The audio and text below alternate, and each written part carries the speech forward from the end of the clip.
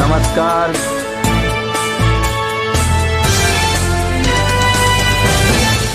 नमस्कार व्यूवर्स, आप देख रहे हैं AGD24 बुंदेली खबर में आपका स्वागत है।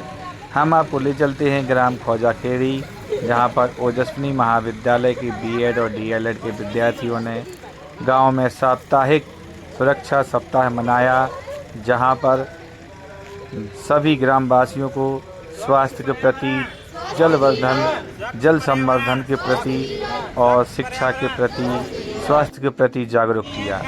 आइए हम आपको ले चलते हैं ग्राम खौजाखेड़ी। स्वच्छ पर्यावरण, स्वच्छ पर्यावरण, सांसें हो रही हैं कम, सांसें हो रही हैं कम, सांसें हो रही हैं कम।